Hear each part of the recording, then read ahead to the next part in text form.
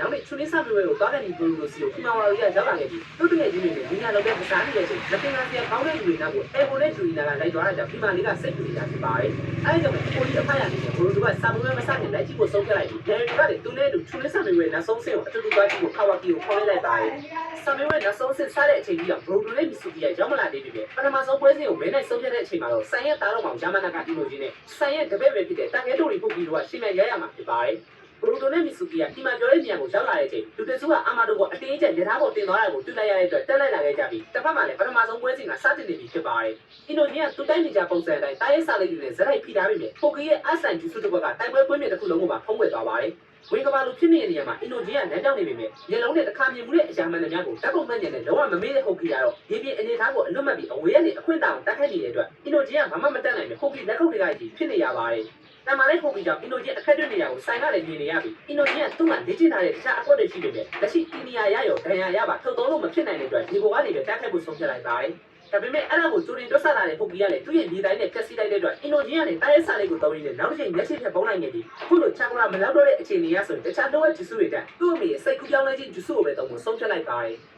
အဲ့ဒါကိုချိန်မိတဲ့ဟုတ်ကီကလည်းအင်ဒိုနီးယားဒေါသကိုစပေးပြီးမြဲလုံးဝထွက်မလာတာကြောင့်သူ့ဘောဂျူဆူတုံးလို့မရအောင်ငြင်းငြင်းမနေပဲပတ်ပြင်းနေအကြီးစင်းနဲ့အရှိကိုတွေးလိုက်တဲ့ကြောင့်ဝင်လိုက်ပြီးမြဲအဲ့ဒါကအင်ဒိုနီးယားထောင်တော်ကြီးဖြစ်နေခဲ့ပါတယ်။တေချာအစီအစဉ်ချခဲ့တဲ့အင်ဒိုနီးယားစိတ်ပြောင်းလဲခြင်းဂျူဆူကိုတုံးနိုင်သွားတဲ့ကြောင့်နိုင်သွားပြီလို့ထင်လိုက်ကြပြီမြဲကျုပ်ရဲ့ဟုတ်ကီရဲ့စိတ်ကကြောက်စရာအသွင်တွေကိုပြောင်းလဲသွားခဲ့ပြီးအဲ့ဒါကြောင့်ပဲအင်ဒိုနီးယားလက်တကန်အလို့မှရှုံးနေသွားခဲ့ပါတယ်။အမူတွေကအခွင့်အရေးတယောက်ကရန်သူလက်ထဲပါသွားခဲ့ရင်တကယ်အချက်လက်တွေမပေါက်ကြအောင်ကျိုးတင်လေ့ကျင့်ရတဲ့ခက်ခဲလုံးတဲ့ဂျူဆူကိုတကယ်ရွယ်ပဲရှိသေးတဲ့ဟုတ်ကီကတေချာလေ့ကျင့်ထားခဲ့တဲ့ကြောင့်စိတ်ပြောင်းလဲခြင်းဂျူဆူကိုခံနိုင်ရည်ရှိသွားခဲ့ရဖြစ်ပါတယ်။လေ့ကျင့်တာမအောင်မြင်စိတ်ကိုပါပျက်စီးပြီးဒီပြောင်းနေတဲ့ဂျူဆူဖြစ်ပေမဲ့အကောင်းဆုံးပြင်ဆင်လာခဲ့တဲ့ဟုတ်ကီကသူ့ဆရာရဲ့တာထူးချွန်တဲ့ရှိနိုဘီတယောက်ဖြစ်တဲ့အင်ဒိုဂျီကိုအနိုင်ရရှိခဲ့တာဖြစ်ပါတယ်။ဒုတိယ